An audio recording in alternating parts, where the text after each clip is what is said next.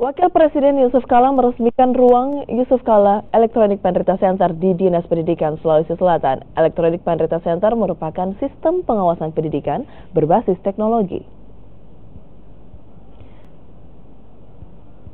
Ruang Yusuf Kala Electronic Penrita Center adalah ruang kontrol fitur pendidikan berbasis teknologi dalam aplikasi cerdas atau secara umum dapat diartikan sebagai layanan pendidikan berbasis elektronik yang menyajikan berbagai layanan dalam satu aplikasi. Adapun fitur yang disajikan diantaranya absensi online, video conference, data guru, anggaran, hingga CCTV sekolah. Dengan ruangan ini dapat dipastikan semua silabus kurikulum dapat berjalan hingga kompetensi guru yang ada di Jawa maupun luar Jawa tetap sama.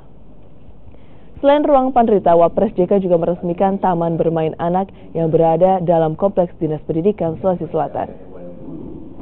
Tetapi ada sistem itu jalan. Apabila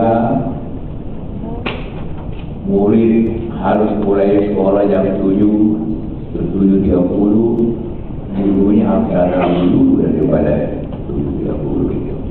Dulu setiap tahun mendidiki 2-3 orang diterima dari Makassar. Sekarang hampir sudah mulai naik. Itu arti bahwa standar SMA kita di bawah. Karena itu maka harus dinaikkan mutunya.